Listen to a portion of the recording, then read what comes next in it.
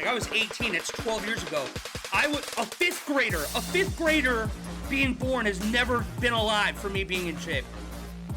And welcome back to another episode of Lost and Down, brought to you by Abby Turner Creative, your one-stop shop marketing agency specializing in branding, high-end photography, and more, especially if you're our age where it feels like there's a wedding, college graduations, baby pictures, engagements, you name it, they're happening every weekend. Abby Turner Creative is the only way to go. Check her out for yourself at abbyturnerphoto.com. That's Abby, A-B-B-E-Y. Go on her Instagram, Sawdown and Sapphire. Again, abbyturnerphoto.com.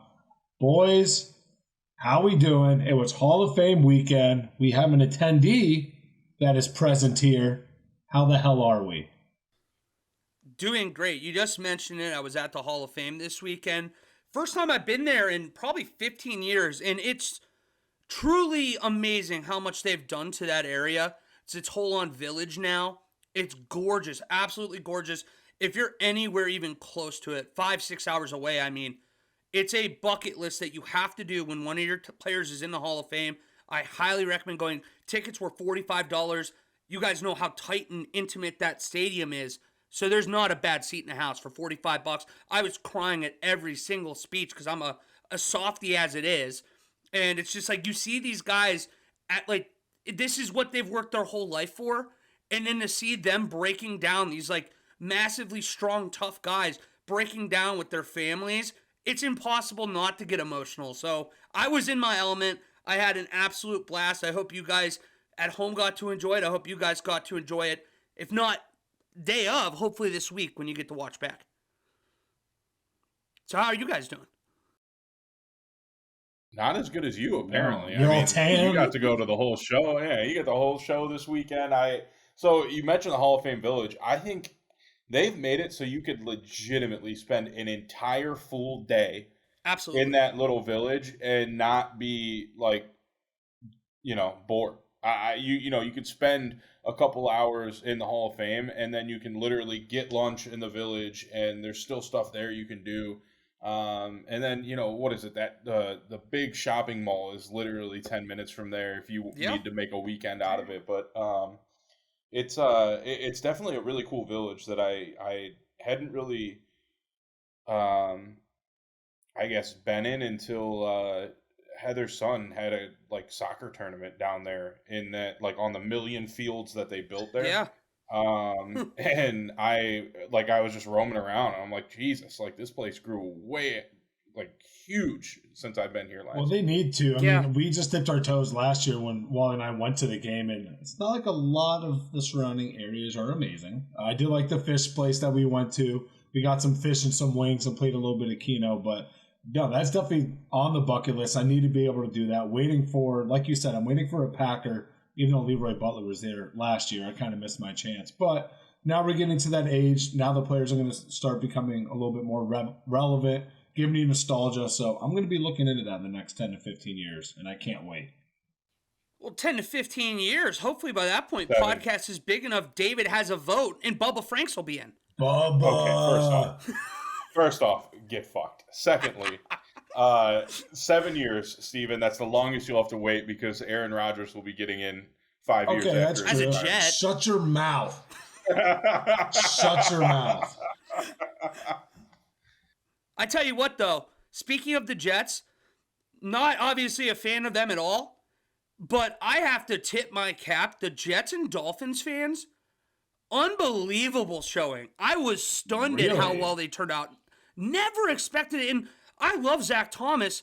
I didn't expect the following. He was beloved more than I ever realized he was. And that was tremendous. Obviously, the Browns fans showed out for Joe Thomas. That was really cool. And then, like I said, I mean, it was really, really cool. But I was stunned. The Jets, you got freaking Klecko in there. And you have half the stands in these 1970s Jets jerseys. And half of them in your 2010 Darrelle Revis ones. So, Jets fans had a moment. It helped, too. Half of Aliquippa showed up because they just dominate Western Ohio. And, of course, they got their fourth person in that little town into the Hall of Fame. Crazy. This might be a hot take, but the Jets, Dolphins, and Browns, outside of Revis, Zach Thomas, and Joe Thomas, when was the last person inducted from each of those teams into the Hall of Fame? probably Curtis Martin for the Jets would be my guess. Okay. Dan And then Marino for the Dolphins. Yeah. No, Jason Taylor. Yeah, Jason Taylor, Is he in? that's a good, yeah. And plus, he's got the Kent State connection, so I'm sure And his. before Jason Taylor, it was probably Dan Marino. And then for the Browns, I couldn't even tell you. I really couldn't. Well, I feel like the Browns always seem to be getting guys from like the 70s and 80s in. I would be surprised if they didn't have one in the last Yeah, but I 5, think 10 years. I think it's been probably 10 years since the Browns had somebody in. What about Clay Matthews? When did he get in? Oh, yeah. Is he not? I Oh, thought he was. hasn't got in yet. No, He's a guy that's always on the bubble then. Yeah, he's always on the bubble. I don't think he got in. I'm pretty positive he's Damn, that always like a surprises me. finalist that never gets in. Because his brother, I think, did get in. Bruce Matthews, right? Okay, Bruce Matthews did. I thought one of the Bruce Matthews Matthews did. for sure. Bruce Matthews for sure, but I don't think I think Clay Matthews has reached the finalist position, like a top 25 finalist, like 10 times. And Well, the way this is going, though, the way they were kind of like making it a little easier with this like What veteran about vote, Max Speedy? you would imagine he's sooner than later. Max hopefully. Speedy, Bill Willis, Paul Warfield, Joe Thomas. But this doesn't give me an order. This is just I want to alphabetical. hear too, because I'm sure quite a few of the Browns fans at home watched this speech. Berman did, I thought, a pretty good job all day, but I felt like he was like really like almost like twisting the knife in the back of Browns fans, introducing Joe Thomas, like talking about like it was almost like poking fun at all the things like 9 head was it 6 head coaches, 9 offensive coordinators, 11 years, 20 quarterbacks, and he was like talking about how he never made the playoffs, and it was like all these things, and then he goes, that should tell you how good he is that he's getting in first ballot, which I'm like, I get, but I felt like we took a really unique way to get here we didn't have to do. So he I has to don't have know. a personal vendetta because we all know what the Browns track record was. We all know the snap record that Joe Thomas had of like over 10,000 snaps. Yep. Like we all know. 10-3-6-3. Yeah, it's not a surprise. You don't need to relive it, right? We know what's happening. Okay. He was getting booed that during the beginning. That's not normal at all. I mean, 40 minutes from Cleveland, it was heavy Browns in there. For sure. So I looked it up. 2020 with Max Speedy, which he played in 1946. Also a fun fact, the Thank 1946 God. I was like, I Browns have no idea team, who this guy is. the 1946 Browns team had 7 Hall of Famers on it. Jeez. Just to throw that out there. Like that's kind of alarming. Them Anyways, and the Packers, man. Like the 40s to like the 60s, those two teams, they dominated. that is 99.99% of Browns. So anyways, Max Speedy 2020. Before that, it was 2003 was the last time a Browns I'm trying to think who player it got could have been elected. in 2003. It's Joe I don't even know. Delammy Lear. I don't know. Get Never Wally's heard of eyes on it. Yeah, You know that's him all him. Bad over. Browns fan. But I honestly, all these players outside of Joe Thomas didn't touch the field past 1990. So Well, that like was Ozzie Newsome, he did mention this is Ozzie the Newsome first was new like Brown. 1990. Yeah, it's like all these guys that got elected were 1940s to 1970s, and then you have Ozzie Newsome and this Joe DeLamelier, whatever his name is, guy, and then Joe Thomas. Fake fan. Yeah. Jeez. Yeah. Don't know Speedy from the I've 40s, dude? No, I knew Max Speedy. Like that was 40 to 60. I know those players. The fucking random guys from What position did he 1980s even play? outside of what's his face? Bernie Kosar and fucking like that offense. Outside of those guys, I know nobody in the 80s. Yeah, I mean that is definitely a challenge. The only old school Brown hot take I would have is that I think that Marion Motley might be just as good as Jim Brown. The only difference is nobody acknowledges those like 50s teams when there's not enough people. Motley was literally like a defensive tackle as a running back, and he was dominant. Ooh, but like that's not the worst take in the world. It's not the worst take. It's one of those things. I'm just saying, it's one of those things like when you have Jim free Brown's time, accused go of watch hating Marion Browns. Motley I want it right highlights. now. But the They thing have about Jim Brown highlights? though is like Jim Brown. Yeah, it's crazy. It's like Jim slow Brown motion. is still like a top 15 running back in the record books, and he hasn't played for 60 years. So That's where we're That's- going to get into that with our hall monitor talk today. it's that argument of burn bright, die young, or longevity, where Motley only played, I want to say 6 or 7 years. It was like Gale Sayers for the Bears, who got in, and he only has like 4,500 yards rushing. It was because that 3 or 4 year period that he played, it was so bright. He was literally unstoppable, and they like felt like they had to put him in. I need to watch his highlights. But if we went Marion back, Motley Wally wouldn't put him in the fucking when he got in. Exactly. So. If it was up to me, there'd be like 3 people in right now. Yeah. Rich Gannon. Yeah. Jerry Rice only as a Raider. Yeah, exactly.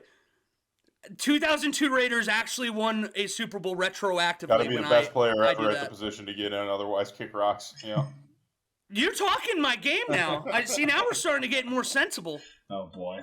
This is only a little glimpse of what's to come now. Great. You're right, because we had a little bit of a scuffle in our Lost It Down group chat this week when George Pickens came up. Thanks again, Drew Davenport came on our pod last week, did a terrific job. We really appreciate it. He will be back. But he brought up that he doesn't like the prospects of George Pickens in 2023 having a breakout season. And Steven and I are very much opposed to that idea. David is very much entrenched into it. So we got very different opinions on him. So it kind of started this idea where we want to do a bet because we're very passionately on opposite sides. It feels like it's going to be the Geno Smith talk of 2023 for us, where we decided almost like a middle ground benchmark for this bet would be 72 catches, 1,000 yards receiving, and 6.5 touchdowns. Now, David, I do want to clarify because I forgot to put it on the rundown. We're agreeing that as long as he plays 12 games, right, that's when the bet is good. If he doesn't play, if he plays 11, it's a null and void bet. 12 seems a little low for. It's 75-ish%. I was trying to be nice to you and be like, hey, because part of my argument. I'll take 12. 12 is good. I'm fine. Well, because my whole thing is that my argument is how that he will be durable and able to play, and he won't get that's hurt. A risk we're so willing it's to part take. of me. Yeah, because it's like that's part of my argument is I think he'll be on the field all the time. So that's fine. So was Chase Claypool. There you go. There we go. So that's how we're starting here. We're starting to, first of all, anybody at home, we're trying to figure out bet ideas. Let's try to keep this where it's realistic because all three of us have to agree to this to make this bet happen. But if you guys have ideas, text Steven, text David, or text myself. And we all have jobs that we're either trying to keep. Yeah, look, I'm not doing anything outrageous. I'd rather put money in these two's pockets than go jump in Lake Erie. So well, especially the way Lake Erie is now, it's basically as bad as the Hudson River. Yeah. Let's keep it cool. All right, that's the baseline. So you guys got ideas? Please let us know, and we will take it seriously if you do. So, point of reference for us from last year: George Pickens played every game, and he had 52 catches, 801 yards, 4 touchdowns, with an average yard per catch of 15.4 yards. David, I'll let you at least give your side of the bet or why you're taking the unders on this before Steven and I get on the overs here. Well, I'm taking the over on touchdowns because okay, so that's I'm taking the unders on receptions and yards. And so we have to sweep to win the bet now. Okay. I'm just making it clear. You have to win both to win the bet. And then we're good. Okay. So where to start, right? Like I admit that so touchdown 7 or more feels right. And it's because it's what he's good at. He's good at the vertical game. He's good at the go get the ball in the air. And he makes highlight catches and he's got that raw talent that your Chase Claypool had that had me scared for a while, right? His rookie season, he had like 9 touchdowns, rushing, receiving. Chase Claypool was 6'4". He looked like Calvin Johnson, Mapletron, right? Right. So that's who I'm reminded of when I look at George Pickens because, and I probably am playing a little too much into all the ego shit that comes out of George Pickens' mouth because it just reminds me so much of Chase Claypool that it's just ingrained in my memory. And I think Claypool also put up like 60 receptions for 800 yards in 2 consecutive seasons with the Steelers. Like I'm sorry, my head's moving in 1,000 directions here. But what is he good at? He's good at jump balls. He's good at the vertical game. He catches in traffic really well. He's got like 19 of 28 catches in traffic, of 28 opportunities to catch in traffic. He's caught 19. I think he's highly overrated right now. I think people look at size, they look at strength, they look at the 40-yard dash time, and then they look at the one highlight catch he makes in training camp over the backup cornerback rookie. And this time of year is bad with that stuff. I'll give you that. And suddenly where he's gonna have this breakout season, he's gonna have 1,200 yards, he's gonna have 90 catches, he's gonna be so good. And no, he's not. He's just not. And the reason I don't think he is, and any stat I say is out of it's either a PFF stat or it's the RTM I think it's RTM analytics that ESPN worked with 538 on. And those are the only two resources I looked at for this, right? So George Pickens is horrible at getting open. He was the second worst receiver in the league as a rookie, behind only Jahan Dotson. And Pickens earned a score of like 28, where 50 is considered league average. And all I see is you can't get space from a defender. Now, are analytics perfect? No. Usually I lean towards analytics, but I realize, like, especially with PFF, there are some things that that analytics don't do justice, right? But you can take George Pickens all the way back to college. He's only been good at, his route tree has never been developed. He's only good at sight adjustments, vertical route, basically wind sprints, and taking advantage. Oh God, what's the third? Like taking advantage of the of broken coverage, dropping down into intermediate, like creating your own space, right? And I'm not saying he can't develop that, but we've had 3 to 4 years of evidence that he's never worked on developing a route tree. So much so that last year, when he didn't continue to not develop a route tree, his wide receivers coach blamed himself and said, "Wow, it's my fault that George Pickens was a failure this year as a receiver." And he didn't mean that as in George Pickens was an actual failure, but as in we had so many expectations and he didn't achieve a single one of them of what we really wanted him to be at the end of the season, right?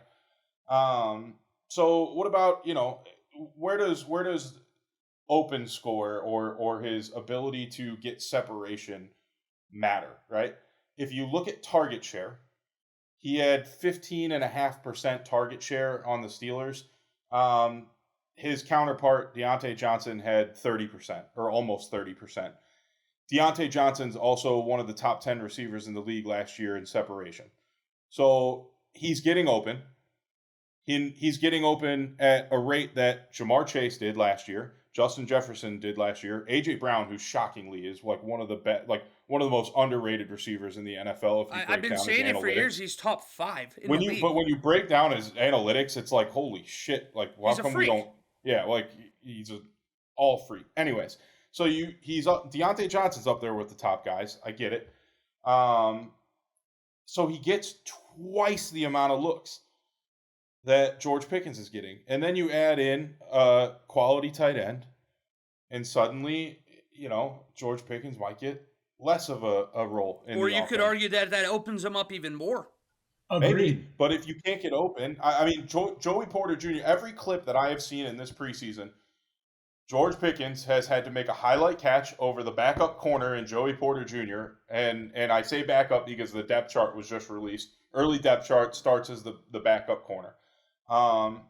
He has either made a highlight catch over him, or he's in an offensive pass interference where he pushes the cornerback away to get a catch. And it might fly in some games, but it's not going to fly forever. Like the late last week was the most egregious offensive pass interference I've seen out of training camp yet. But again, it's training camp, so it's like, right.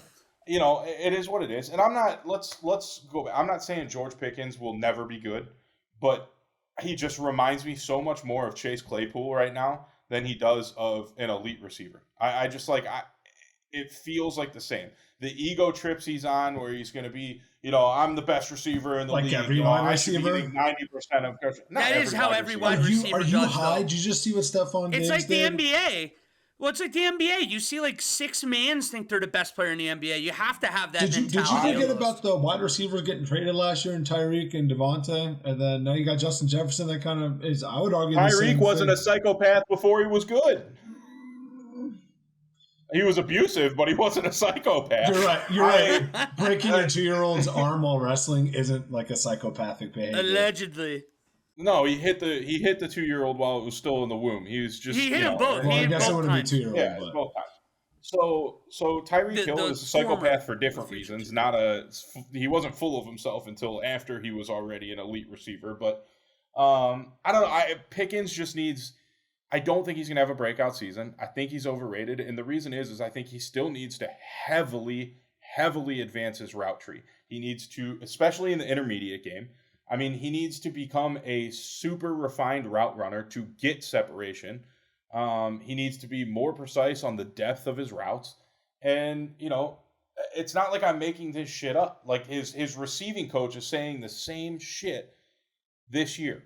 So I'm just out on him for that reason alone. Separation to me matters in a receiver. And sure, you're going to get a guy like George Pickens who can make those highlight catches and who will get 60 receptions because he's bigger than everyone else.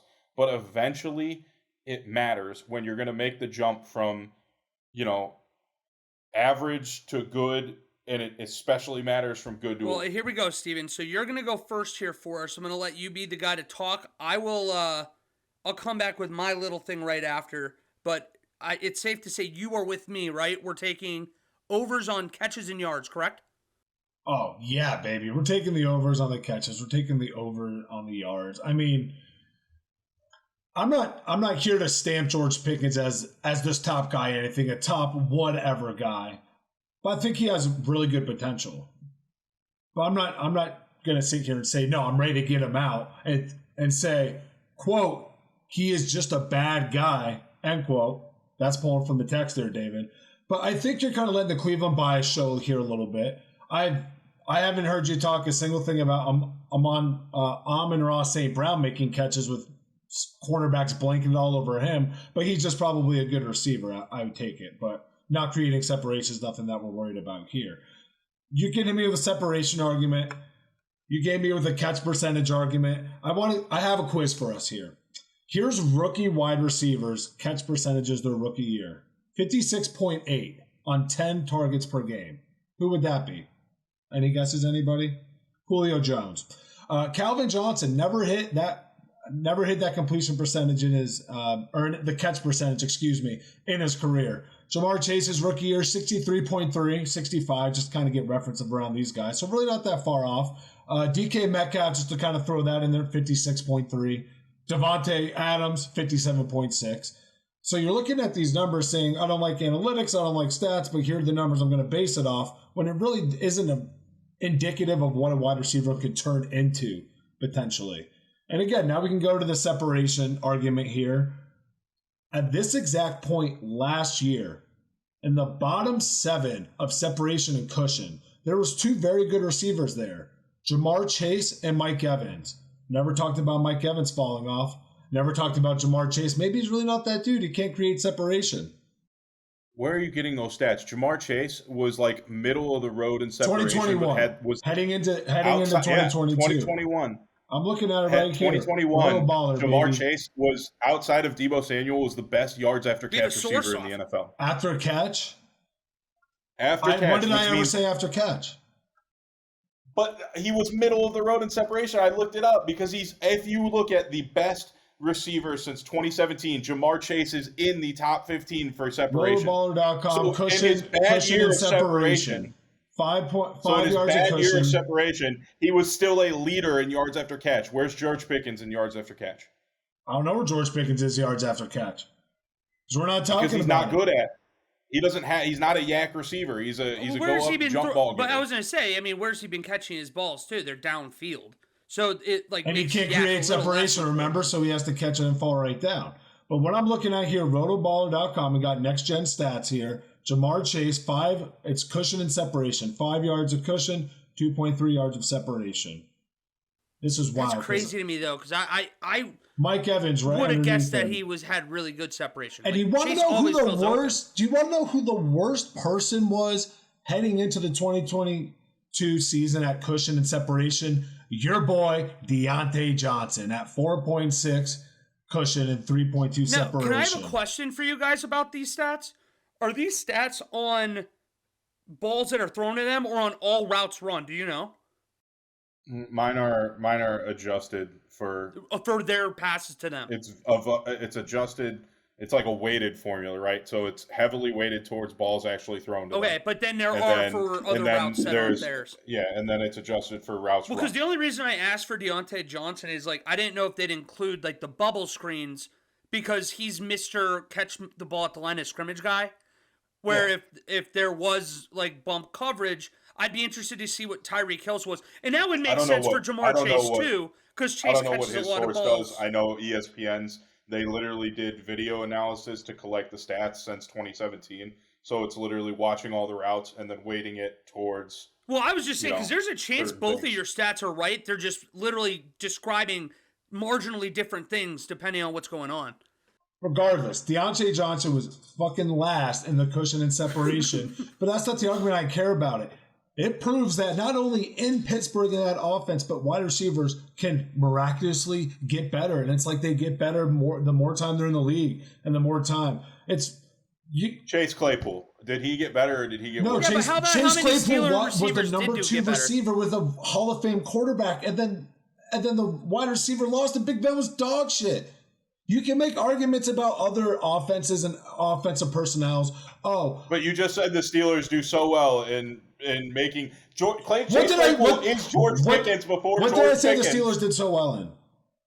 They developed receivers. When did those words come out of my mouth? I said that obviously you can see. Thank you. Obviously, you can see that wide receivers can make the jump every year that they're in the organization. But the whole argument came about you just flatlined this dude over a single season, and that's wild to me. Like I'm not buying into it. I'm not telling you to buy into it. I'm not. But I'm just telling you, but no, this guy's done. But you are. You're saying he's going to make a drastic jump over 1,000 yards, over 72 receptions. That's not really that drastic of a jump. It's like 60 yards a game. That's a drastic 200 yards is a drastic jump. Yes. What? It's 125%. That is a drastic jump. Oh my god, dude! 800 to 1,000. Not even a full 200. How many receivers in the league last year got to 1,000 yards? Probably a good amount of them because it's fucking easy to get to. It's not that hard. It's like 61 yards per game. That's why the 1,000 yards really isn't that insane.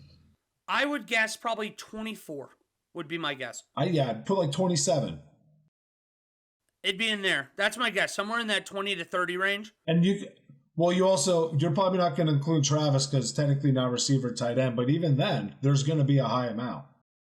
For sure. Now, let me get my 2 cents in here real quick, if you don't mind. Just because I know we're talking about how he caught 62% of the passes thrown his way.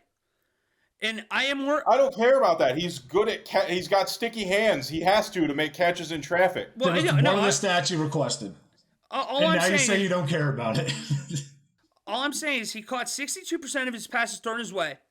And while I would like the separation rate to be better, he ran a sub 4.5 40. He ran a sub 1.6 10-yard split. So the athleticism's there. You talked about route tree, I agree, but that's the thing. The Steelers, I know you talked about Chase Claypool, but beyond Chase Claypool, the Steelers have shown a very strong job of developing wide receivers in the last 15, 20 years. And George Pickens is just as athletic as almost every single one of those guys. And I do think there's something to be said about, I know everybody loves to talk about, that dog in players now, but there's something to be said about people that actually live for the game of football. And it's clear that, George Pickens, while he might be very high on himself, he loves the game of football. And I love that competitiveness, and he's as physical as you get. He's a flashback wide receiver to, the 1990s kind of a feel. And to me, I told you guys before, this is the Geno Smith thing of the year where I'm going to be really excited to look and see how it goes because I have the over of 1,000, but I don't think it's going to be close. This is where I do differ because I do think he's going to be a bona fide star in this league. I think when this season ends, we're going to be talking about George Pickens in that top 10-ish range. Right there, I could see George. You want to talk about a drastic jump? Yeah, see, this isn't part of the bump. You're coming at me over drastic shit. Go at Wally. I'm not even on that side. But that's 10, the thing. Yeesh. I will say, because we obviously have our benchmarks. Deontay but I'm would telling be over you, him. but like we obviously have our benchmarks here is 1,000. I'll be happy to lose to Steven. I will be unhappy to lose to you. That is outrageous to think that he is going to so far and away clear 1,000. I think he will. Receiving. I will tell you, I'm going to give you my numbers right now because I can see George Pickens being so much. I can see him being like an 85, like 1350 and 10 kind of guy. I think that you're going to see 1350? That's my bold call. I'm actually not even nervous saying that. I think you're going to look back and be like, I'm telling you, I love George Pickens. And we're going to make him a top 7 receiver. Who's he beating out? Did I just say Travis top 10-ish? That would right make him better. Oh, my God. Travis Kelce caught 110 balls, 1350. He won't catch 110 balls. That's not his game. God. I'm not saying that. But what I will tell you is that this is part of the thing. It's a sneak peek of when we get into our division. Buddy, the only guy that caught few less than 90 balls to get more than 1,300 yards was Jalen Waddle, who is like twice the burner that Pickens wants to be. Tyreek that they got to worry about, so he just gets smoked. Like 1350 is bonkers. And I will wear it if I'm wrong. Buddy, I will wear it if I'm wrong. Get off the nitrous. Oh my God. Well, here's the thing. And then when it happens where the guy is throwing up these big numbers, I'm going to be comfortable in that because I'm going to be standing in front of my TV. Buddy, if you predict Geno Smith and then George Pickens to the fucking T, that shit was then so dope. I'm gonna call ESPN every day until you get a job like Todd McShay to fucking every year you predict the next comeback player of the year. If I'm wrong, like I said, I will wear it like a badge of honor. But I'm saying this with my chest. It might sound crazy, and like I said, this is a precursor because we're gonna be doing our Division forecast here in the next few weeks. I'm just saying, look out where I have the Steelers. That's all I'm saying. I hate you so much. Few weeks. We're going to do it. We're starting next week, homie. What are you talking about? Few weeks. Well, I was going to say, we'll have to figure out the exact date. But either way, I'm telling you, Steelers are... I'm going to have them higher than I think most people do. Which means we're riled up, which is the perfect thing to transition to. Because Hall Monitor season. And I'm going to hate you even more. Oh, no, not yet, David. Wait till the end of this when we do the thing that you hate the most. Yeah, we should start like with the Hall of Fame like sirens right now. But get the whistle. Hall of Fame weekend, there was... I got you anyways. I'll figure it out for you. Hall of Fame weekend is once again come and gone. So before we even get into Hall Monitor, I just want to ask you guys, were there any final thoughts, whether it be on the class or the week at large, anything you guys want to say? Let me rip this off. I'm not going to lie. I didn't watch a single second. I recorded it. I will be watching it this week. I was out golfing all weekend, which I don't regret because it's been rainy and gross and shitty here in Columbus all day. But I wish I saw Joe Thomas, and I'm probably going to cry in my living room.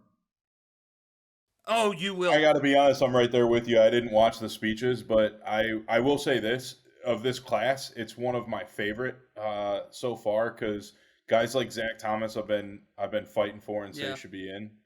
And then obviously Joe Thomas, Darrelle Revis, all first ballot for sure guys.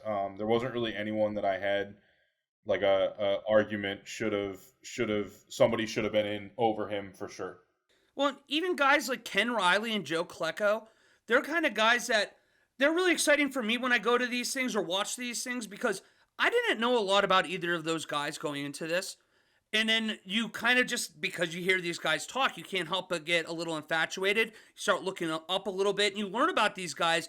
Like Klecko, the dude, it was so much fun to watch his highlights. He is like I don't even know, it'd be like a J.J. Watt before J.J. Watt. He was an all-pro at defensive tackle, at nose tackle, and at defensive end in his career. It's like, that's so stupid that you can be that good. And again, he got so many penalties for offsides purely because the ref just assumed that he jumped off sides when he had a good jump. It's just, I love things like that. So naturally, I love the class, which is funny because now we go into our hall monitor segment where, again, there's kind of this, I feel like this like brand that David and I have, where David wants every person that's ever played football. That's such a misrepresentation. You're so anal, dude. You don't want anyone to have fun. That's such a misrepresentation. I am more passionate about some of the borderline guys, and you're like, I don't want anyone in unless they're LeBron James of the sport.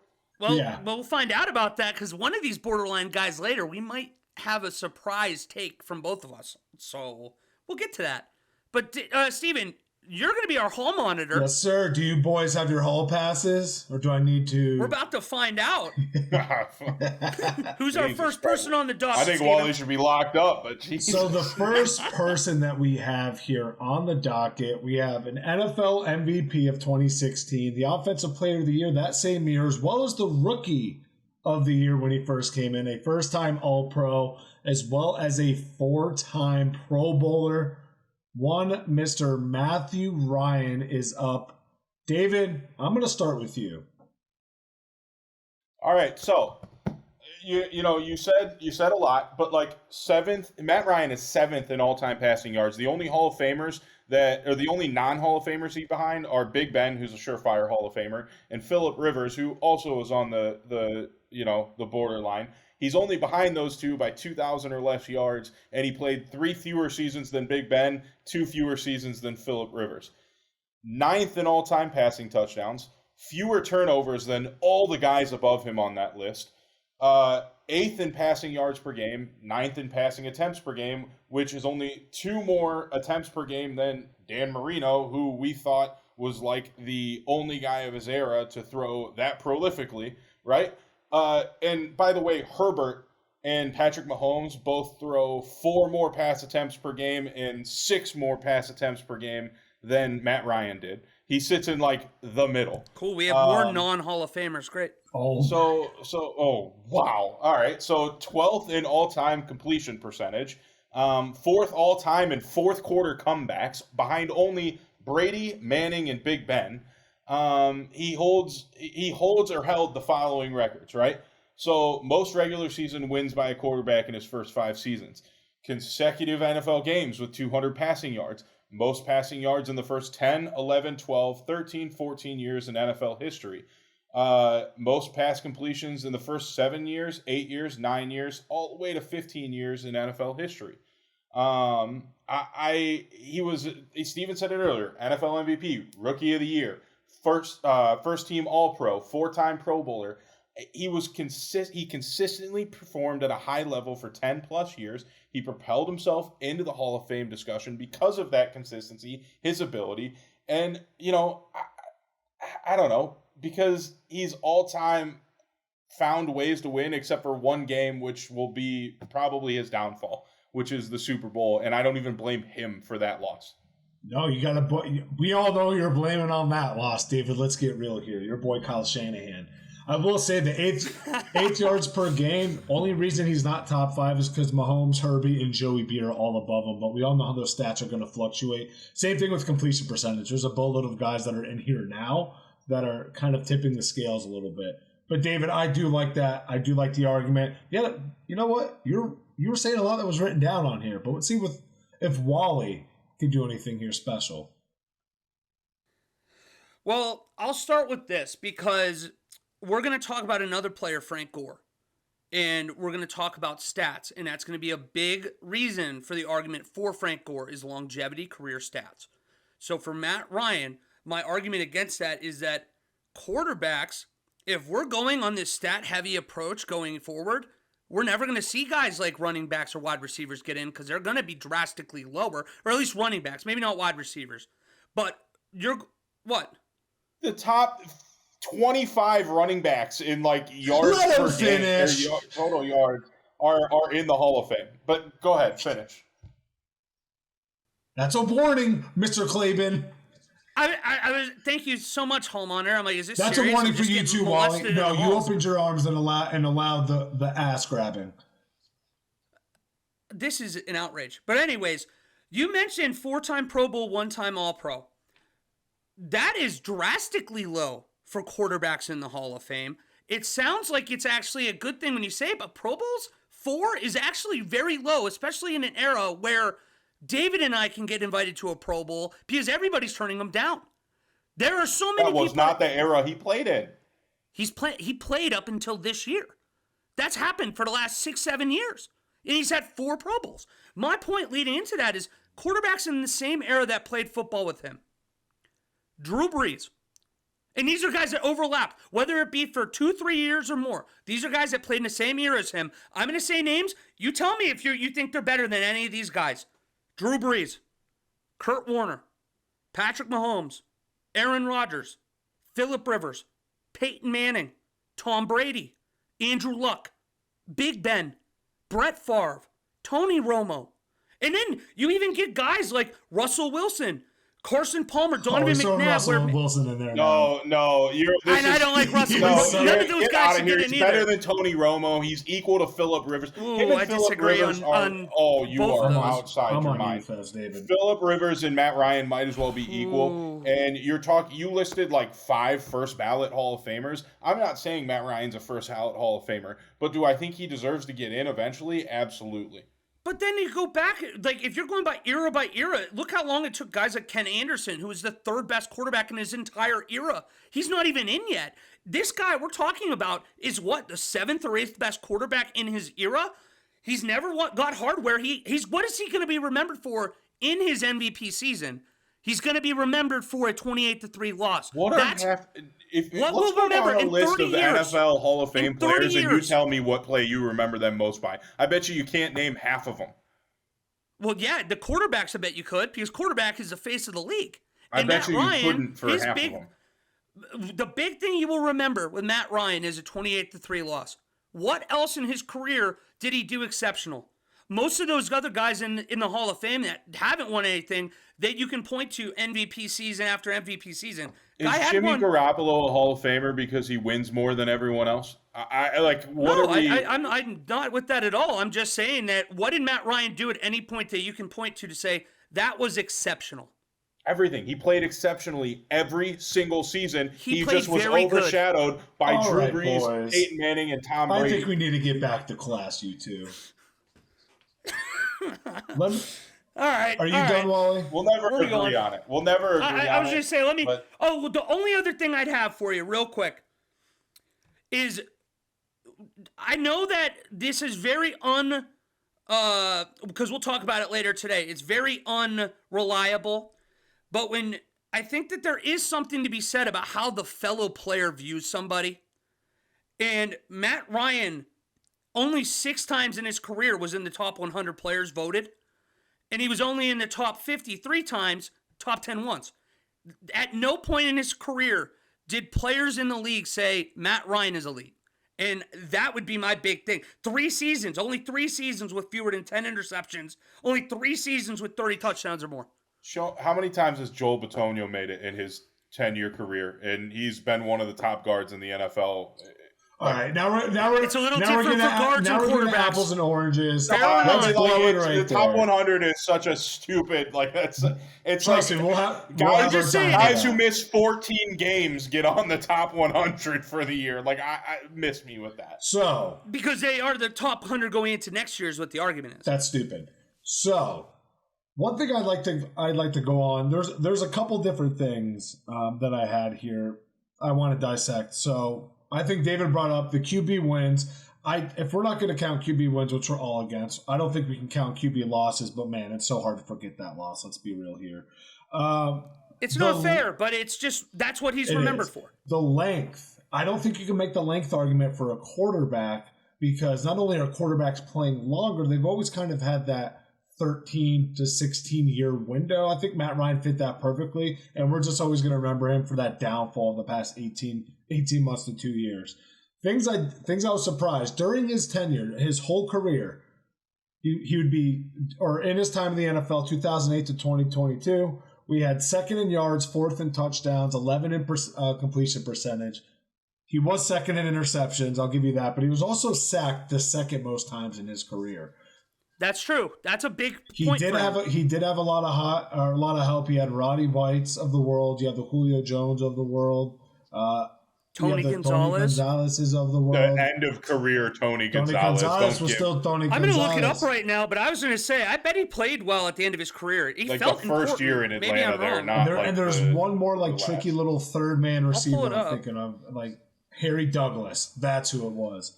Harry Douglas. Harry fucking So Douglas. my official ruling on this is Matt Ryan will get into Hall of Fame at a later date. I'm going to go with, if I'm setting the over-under ballots, I'd go with over-under 4.5. Okay. I mean, I think you both are wrong, but we'll find out, I guess, in 10 years. When Shocker, Exactly, you wouldn't let Marilyn Monroe into the club if you had to pick. No, she's not. Well, yeah, pick She's hot too- girls. Well, she's dead, so.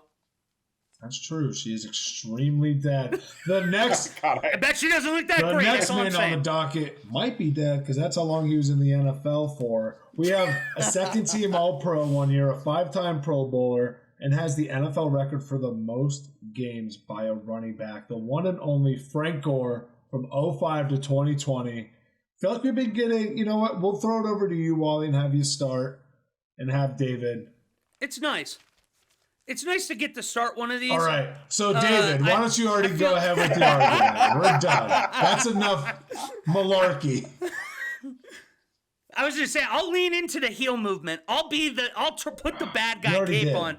Because that's what I am. That's who I am today, is I get to be the bad guy saying, no, you don't get to come to the party. That's who I am. I'm the mean mom that has a number for your birthday party, and you can't invite the whole class. Why not mean dad? Why would you automatically just... I'm in pink tonight. Respect. Okay. I love it. So, for Frank Gore, our argument's going to be obvious. Longevity, third most career rushing yards. I get that, and I get the other point. I think of the 16 guys, top rushers of all time, I think he's the only one with Adrian Peterson that's not in the Hall of Fame, and naturally AP will get in when he does get there. I hear that. Now, this is where it gets fun. You mentioned, Steven, he only had one All-Pro, and it was second team. He had 5 Pro Bowls in all those years. He only had 3 seasons with top 10 yards per carry, 7th and 3rd in his first 2 seasons. After that, he had 1. In the next 14 years, he was top 10 in yards per carry. He came in 3rd in the rushing title in 2006, but after that, he had 5 other top 10s, but none better than 6. There were 3 9s and a 10th. He only had 10 rushing touchdowns 1 time in his career, exactly 10. He had the 3rd most rushing yards per game, next best in his career, 9th for his for 16 years. Only the 1 All-Pro, like I said, and it was second team in his best season, his second year in 2006. His big stat, most games played by a running back. That's a big one. But it's also a little damning when you go to this next one where he retired. If he retired after 10 years, are we going to say that he's in? Would we say that if he retired after 10 years? He had 9 1,000-yard seasons in 10 years. Yeah, I think I would. Yeah. Do you have the stats, Wally? I do have the stats. Sorry. It's Do just you have your homework? I was going to say, this is what's frustrating about the 1,000-yard argument, because not all 1,000-yard seasons are created equal. And Frank Gore Oh my God! is... How are they not created equal? They are. You have to get to the top rushing yard statistics somehow. We're talking like 60 yards a game, man. Again, The all these leaders stats, he in wasn't rushing top 10 attempts. almost at any point in these. My whole point is that even after that 10 season we played, he never averaged over 4 yards a carry, except the one time, which was the 4 second how fewest many rushes yards in a his carry? career. 4.0. That's Zero. not true. That is not true. Yes, it is true. He averaged over 4.5 yards per carry early on in his career. The last 5 years.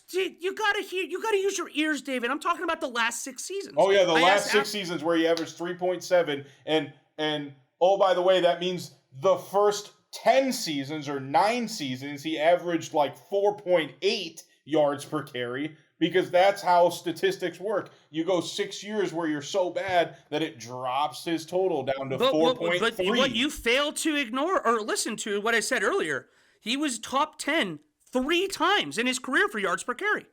3 times. Oh my! And one of those years, by the way, 126 rushes. That was his rookie year. He was never elite. Just like Matt Ryan, he was just always very good. Now, if we want to put him in for longevity, that's fine. It's the one that I'm most comfortable at least saying I'd be okay with. What's your argument we're putting Adrian him in. Peterson? Adrian Peterson hasn't been good in like 6 years too. And No, but the difference is that Adrian Peterson's peak was 10 times what Frank Gore's was. And we're going to not put them both into the same Hall of Fame? Frank Gore is not the same running back as those guys in the Hall of Fame. Eddie George, Fred Taylor, Corey Dillon, Roger Craig, Otis Anderson, all should be in before him. Fred Taylor? No, absolutely not. You're outside your mind. You're living in fantasy land. You're living in the heyday. I'd put any of them in before.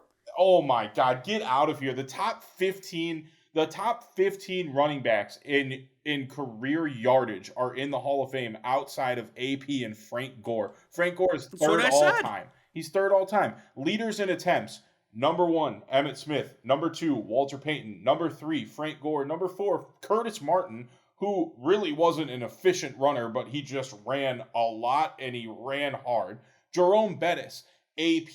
All right, leaders in yards, follows the attempts almost to a T, except for 4. You get Barry Sanders, who was a freak of nature, who didn't have a lot of attempts, but had a boatload of yards. All right, so literally top 3 in attempts, top 3 in yards, and the 5th position in attempts and yards, all align equally.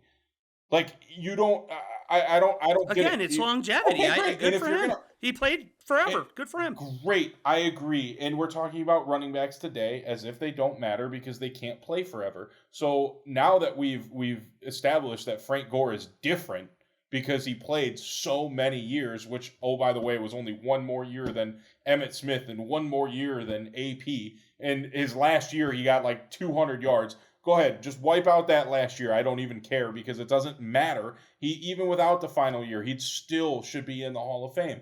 And I was fringe on Frank Gore until I really saw just how consistently great he was over time. Consistently good. You don't get to third all time at a position without being consistently good. No, he should be in the Hall of Fame for that alone. Third all time.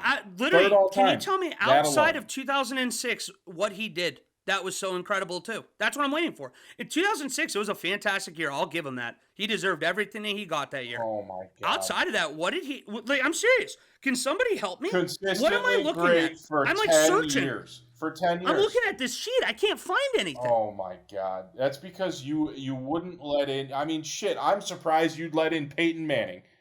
2 Super Bowls. What else did you do? What else? Sheriff. What else? Why wouldn't the hall monitor want the sheriff in? He's the head hall monitor. You're outside your mind. He played 10 years at an extremely high level. His second highest rushing season was 12-14. I don't care. Is that Hall of Fame? It's 9 years of 1,000 yards rushing. It's longevity. If we're putting him in for longevity, again, I wash my hands. Pontius Pilate. Not my problem. Not my monkey, not my circus. Oh my But God. if we're saying 1,200 yards is Hall of Fame, then that's fine. If he retired after 9 years, you'd put him in because he got 1,000 yards a season. We're going to have Peyton Hillison before. Oh my God! Oh, you're outside. See, that's where you draw the comparisons. They're just so ludicrous. You can make the argument about longevity, but they make the argument to play 4 more years. If you're not getting the same amount of attempts as these guys that are, then what's the longevity conversation even going to be about? Frank Gore. Where's Cadillac Williams? He didn't play. That's the thing. These are. Oh my God! He should be in the Hall of Fame because he played for that long at running back. And that's fine. Like I said, if we're putting him in for longevity, that's fine. It's just we better just acknowledge that we're setting precedents again. I am putting him in. I'm making this statement. That's fine. Because while he was in there in his whole career, not only his career, but just that 05 to 20. He's first in attempt, first in yards, fourth in touchdowns, second in receiving yards for running backs, and third in receiving yards for running back, as well as the fifth for reception touchdowns. But you also can't penalize the man for not having enough Pro Bowls during that borderline He's fifth in reception touchdowns. No, during his span. 05 to 20. Okay, sorry, I was confused there. But okay, that makes sense. You also have to realize who he this was being drafted or being honored as a Pro Bowl running back then. It's the equivalent of all these guys getting snubbed in the NBA All-Star. There's just not enough spots. I mean, you got the LTs of the world. You got like the tail ends of Larry Johnson. You got Sean Alexander. How many did they put in a year? Isn't it 3? Yeah. Then that means that he was a top 3 in his conference running back 5 times. I'm just saying. Who was in there? Adrian Peterson. You probably had Clinton Portis in there with the Skins. He wasn't that great either. He was always banged up. I doubt he ever had stats as good as this. Throw him up. Well, keep thinking more. Who else are we talking about? Are we talking NFC then in that stretch? I guess what? You'd probably have... It wouldn't be as good, I guess, but Jonathan Stewart and you had one-hit wonders like Larry Johnson. You had one-hit wonders like... I know, but you like all these running backs that like had one-hit one. Sean Alexander's unbelievable. Doesn't that say something that you're top 3 only 5 times in your career? It'd be like Sean Alexander, AP, and there's somebody else. Sean Alexander had three really good years. He was kind of average. Only one All-Pro, and it was second team. Again, 1 year with more than 12 or one. You're right. Because he didn't get 32 rushing touchdowns the year. Sean Alexander and LaDainian Tomlinson. Well, he played for 300 years. What about the other 299, David? Oh my God, you're right. Let's. Emmitt Smith sucks because he played for 14 years, and that's why he's the statistical leader. No, this is where you're manipulating my words. My argument is, good for him. He was very good for a while. He was never great. He was never elite. 1 year, he was elite. He had one elite year. He had one elite year, but don't talk to 1,100. Over 1,000, 1,100, 1,200, 1,200, 1,100, 11. Yeah.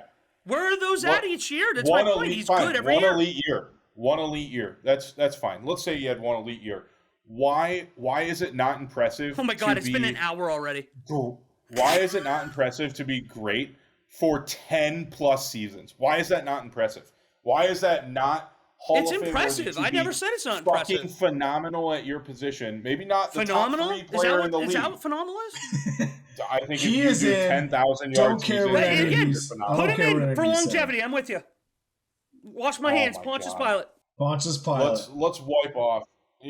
Every year Emmitt Smith didn't get 1,400 yards. Let's wipe that off of his resume and see where he's at. Yeah, I bet his over 1,000 yards aren't 1,115 times or whatever it is. Let's see what it is. See, it's 6 times out of his 14 years he didn't make it to 1,100 yards. So I don't even want to hear it from you. Isn't it 15 years too? Smith, he had 9 years he didn't reach 1,100. So 8 years. 1, 2, 3, 4, 5, 6, 7, 8, 9. He had 9 seasons he didn't hit 1,100. Right. So is he? Not 6. I just want that on the record. Yeah. He was an average running back for 9 fucking years. And still had 10. And still had it. But those 1,100 yards, how many of them are 1,000? Because that's apparently the precipice we're all trying to break is 1,000. Well, he had 7 seasons he missed 1,000. He was within that's not, how many games 1,000 and 1,200 yards all but 1 year. At 1,000 yards. He had 9 seasons at 1,000 yards. How did he have 7? Well, this is a benefit to him too. He missed 3, 5, 7, 9. It's he been missed something settled. like 12 or 13 games. Buddy. That's my point too. It's like I'm just waiting for it to be wowed. But that's well, fine. Don't worry. He's going to be put in the sod father too. Hall of Famers could slap you in the face and you wouldn't fucking be wild. I don't. Sod father's in. He did it for too long not to be. It's all right. He's Browns and Raiders fans. You guys don't know what a Hall of Fame talent looks like. I understand the fight you're trying to battle here. Oh come on, the Raiders I think are like top 5 or 6 in Hall of Fame. You haven't seen that name in your entire life. That's fair. That's a phenomenal point, Steve. Is that Wally must be the Hall of Fame guard because if he's not, then all the Raider Hall of Famers just disappear into time as not being good. Eli Manning is up, the 2-time Super Bowl champion, 2-time Super Bowl MVP, 4-time Pro Bowler. Let's put that on there. Not a single All-Pro. That's interesting. But NFL, four-time Pro Bowl? Yeah. Who else had 4? I was just curious. Doing math. Hey, Eli doesn't even have a second all team. But the NFL record most passing yards in a single postseason in that 2011 run on the way to his second Super Bowl. David, Eli Manning, is he in or out? Look, this is going to sound hypocritical at first, but I'm going to wrap it up at the end. We're both going 10th to on in this completions, 9th in attempts, 10th in yards, 10th in touchdowns, 60th in passer rating, 12th in passes intercepted, 67th in interception percentage, 7th most fumbles in history. He's the definition of average. He's the definition of average with the 118 overall win-loss record. And I'm not a big fan of the win-losses, but like, you think that a Hall of Famer, according to Wally, a Hall of Famer should be, just above and beyond and so fucking great. Thank you. That's exactly what I want. He has. Thank you. He has two Super Bowl runs where I equate him more to Joe Flacco than his own brother. He has his most memorable moments of those Super Bowls were 2 miracle catches off of horrific throws from his 2 receivers that nobody can remember. David Tyree. I was going to say, don't Mario say we don't Manningham. remember him, baby. Mario Manningham, like literally, his two most iconic throws are some of the worst throws in history that his receivers made. That his receivers made for him. So that's so cool. They give him rings for that. Oh my God! It's probably because they couldn't create separation. Eli Manning is like 3 spots back of Matt Ryan in volume of statistics. He doesn't deserve to be in, and he doesn't deserve to be in because there is no guy other than maybe Brett Favre who turned the ball over more. Oh, wait than until Eli you Manning. get me, maybe. I'm sorry. I just can't with Eli. He was never, to your point, he was never a top elite quarterback in the game. So why should he be in? Like, should Trent Dilfer be in? Let's go with the Wally. Should Trent Dilfer be in because he won a Super Bowl? No. And his team did all the work for him? Oh, then why should Eli Manning be in? Yes, you ready? I have the answer for you. Because this is why I'm afraid of putting people in like Frank Gore and Matt Ryan. Because it sets a precedent. Joe Namath. Joe Namath is the worst Hall of Famer of all time. But he's in for what?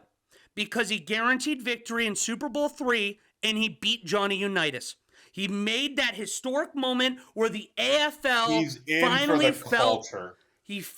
felt a part of the NFL.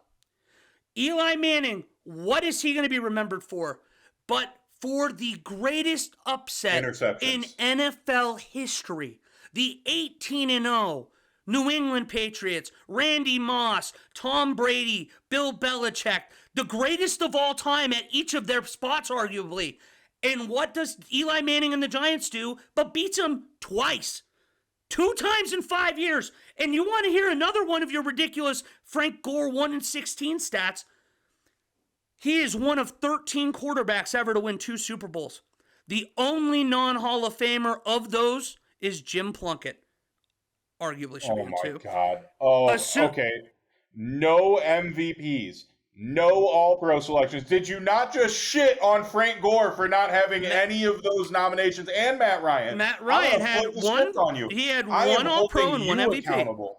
Great. Why does Eli Manning get in and he doesn't have a single season where he was the top quarterback in the game? Because of the historical precedent set by Joe Namath and what that one did. It's the same thing that Eli Manning did. He should be in for that reason, and I will forever argue that. Eli Manning absolutely should be a Hall of Famer. You're outside your mind. Should Ernest Byner be in because he's got the most famous fumble of all time? Like, Jesus Christ. What? Well, that's a little different, isn't it? Because, I was going to say, are there a little difference in one of them is so good. like a win? Because his win is not because of Eli Manning.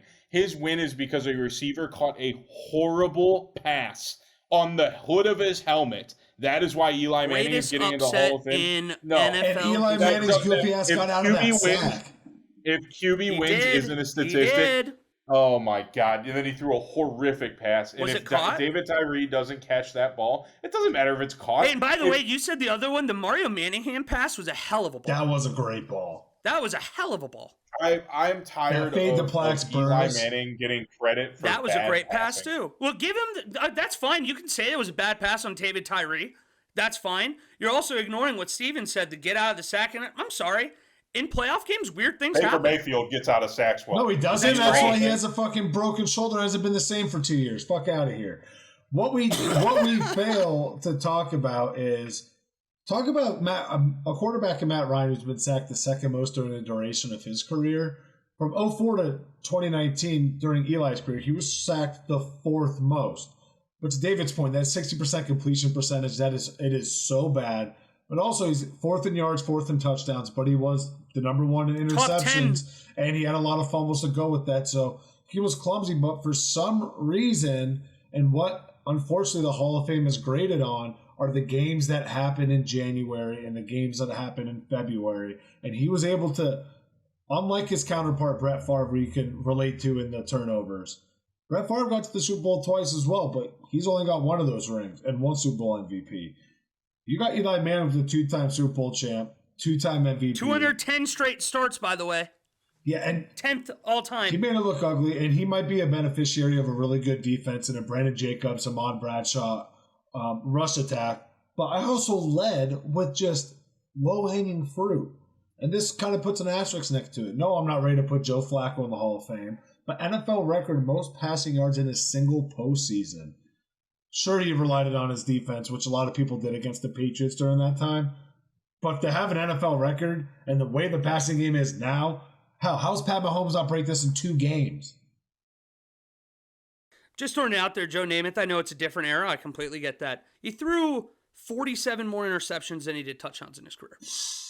A lot of the... You're right. So 50% everyone should get into the Hall of Fame. So you agree, Matt Ryan should get into the Hall of Fame because, he was better than Joe Namath. So well, my point was that if we put Joe Namath in, what was the NFL reason? History to fucking all right. Well, here's the question: why is Joe Namath Namath in the Hall of Fame? In because he why was is he in?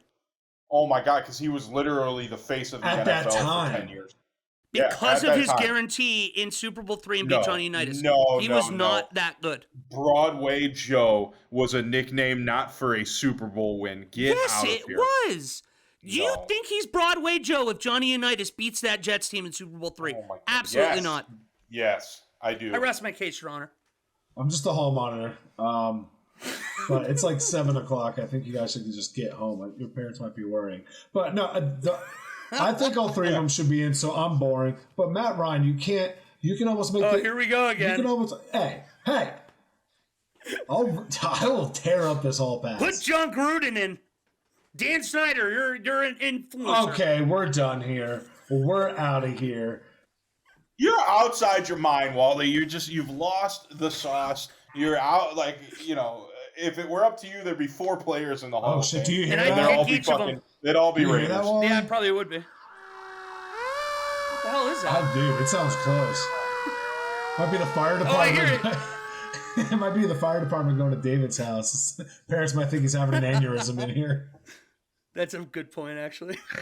All right. Well, we want to remind you that the Hall Monitor segment was brought to you by Abby Turner Creative, your one-stop shop marketing agency specializing in branding, high-end photography, fashion, and more, especially if you are around our age where there's college graduations, engagements, weddings, baby pictures, you name it. Feels like they're happening every weekend. Abby Turner Creative is the only way to go. Check her out for yourself at abbyturnerphoto.com. That's Abby, Abbey, or on our Instagram page at Sawdad and Sapphire. Again, abbyturnerphoto.com. Let's stay triggered. The NFL Top 100 came out this week. 100. Biggest snub and overranked player, would you guys say? Here's the thing.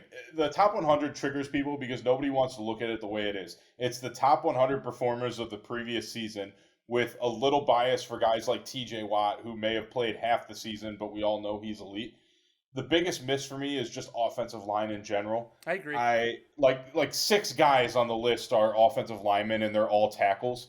And guys like, and I said it earlier, but guys like Joel Bitonio have been top 3 in the position for 8 years and don't get on this list, and it bothers me because it's so heavily favored to skill positions. So you'll get like the 15th best receiver in the league on this list, but I can't get the second best guard in the NFL on the list. It's just dumb because it's favored towards skill positions. Yeah, right. Like I know Zach Martin was on there, but even Zach Martin's rankings like super low. But what if Trevor Lawrence at 96? Did I miss something that he's really 4 shy of whoever that is? You think it'd be a little bit higher, especially because he's a quarterback position, and then right in front of him, Jamal Williams at 95.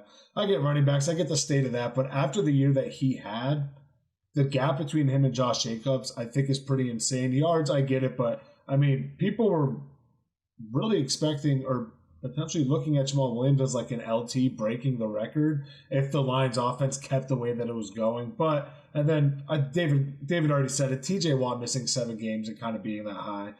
It's getting to the Pro Bowl to me, except it's actually players doing it, so there's a little bit more validity to it. But it's just a name. It's just a popularity contest. It's getting annoying at this point. Yeah, I mean, you guys know I love Josh Jacobs. He's an admirable Raider. But multiple thoughts, like how is he 12 and Nick Chubb's 29? And I love Josh Jacobs, but it's like, we love to argue that running backs are a dime a dozen. David, that's just kind of your and I kind of thing. So it's just kind of hard for me to sign off on running backs being ranked that highly in general too. So I don't know. A couple other guys though. Watt, I know that he was injured last year, but it's like, is he better than a 27th best player? Of course he is.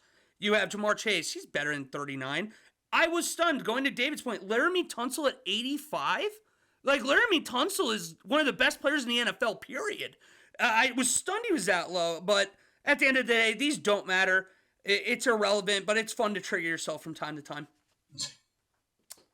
The Bears sign edge Yannick Ngakoue to a 1 year. Yeah, I know. It triggers me too. I miss him. But they signed him to a 1 year, $10.5 million deal. And the Saints extend Cam Jordan to a 2 year, $27.5 million deal as he intends to retire with the team. What do you guys think about these? I mean, Yannick Ngakoue, I have no idea why this guy can't stay on a team. He's a dog. But Matt Eberflus, being the defensive mind that he is, he's going to be able to get something going. Cam Jordan, I mean, NFC South legend, staying with New Orleans. This is the stuff that you write in fairy tales that you only see during when you run into the hall monitor, right? So for him to stay there, and he got a little bit of money, and with the Saints being in cap hell, they're able to keep their veterans so he doesn't bounce around. Saints, NFC South favorites? Question mark? Derek Carr, baby. Ooh, oh, they see their new quarterback? Yeah, it's all right, I guess. Huh. I'm sad. Look, Bears sneaky elite signing, man. Could be a fun jump for them. It all hinges on where Justin Fields is in the progression. You know, he's never going to be a top guy, but if he can live in that 9 to 12 range in his third year and beyond, the Bears are going to be, they're going to be a good team. They'll be something special. But they're building a pretty quality roster in a bad NFC North, or what I think will be a bad NFC North. And I just think that they can make a jump, but it all hinges on Justin Fields. 5 teams in the last 5 years. It stuns me. I know we keep hammering that point, but this is what kind of got me when I was digging into this. He played in 15 or more games in every one of his 7 years. He's had such a confusing career because 8 or more sacks every season, but he's had 10 or more only twice. So he's kind of just who he is. And he's quieter and more of an undercover Jadeveon Clowney to me, with more consistent health, better production, and frankly, a better attitude. And he's literally made half the money, $41 million in 7 years versus 82 and 9. And he played a one more game than Clowney in that same stretch. Unbelievable. I say this not as a shot at Clowney, just more of a nod to Ngakoue. I'm really excited for that Bears signing. John Mechie, 100% healthy after his cancer diagnosis. He's back 100%. It's awesome. I'm thrilled for him. It's going to be an awesome opportunity, too, because he's going to get to grow with a young quarterback. So can't wait to see what he does on the field. Doesn't love a comeback story. What Wally said. Just who doesn't love a comeback story. And some good news coming out after their tackle just broke their hand, too. So at least some positive coming out of the Texans camp. Absolutely. The Bengals ink Logan Wilson to a 4 year, $37 million deal. 22 $6.4 million will be paid in the first 2 seasons. You guys know he's one of my favorite players. I talk about him all the time. He's got kind of that old school Brian Urlacher feel to him. He front loaded the deal too to help, in his words, get Higgins and Burrow extended. I love when people make moves for that. Should be a very exciting defense once again for the Bengals. I can't wait. Already compared him to Brian Urlacher. I can't wait for in 10 years when Wally's trying to get a average player into the Hall of Fame and suddenly the turntable. So now he's average? You were with me that he was great the last How year, many, but how now many Pro I Bowls like does he have, Wally? Yeah, I like him, so I like him, so he sucks. He's a Bengal, and so he sucks. Punt you Gotcha. to the moon, so yeah. Put you in the Hall of Fame On as a brand. punter. Yeah, well, yeah. Alvin Kamara suspended 3 games for his role in a 2022 Vegas incident that originally had him a felony battery charge that could have led up to 5 years in jail. Shame we don't have Davenport here with us today. But it sounds like it's kind of as short as it could have been the way the rumors are coming out. And then the Saints were also well prepared. They signed Jamal Williams, and then they drafted that 3rd rounder Keandre Miller out of TCU. Look out for Derek Carr and the boys. South Championship coming. My boy Jamal Williams coming to eat. They are also rumoring to have bring in Kareem Hunt as well for a free agent visit. So maybe they're going to add him there. Maybe Kamara's going to be on the way out. He's second behind Christian McCaffrey at that 16 per salary cap hit. How much is that guaranteed though? That would be the only tricky part. You know, salary cap is fake, and it is extremely fake in New Orleans. So you know it doesn't matter. Dead cap's scary. That's the only thing that gets me. Dead cap scares me. I think the Saints. I'm kind of with the Saints on. I'm with Steve here on potentially them moving on from Kamara, but I'd love to see the dead cap numbers. But I mean, they're in a position with Jamal Williams where it's just they're gonna slot in somebody the first 3 weeks, and Kamara might have a tough time getting back on the field if Williams plays as well as he did last year.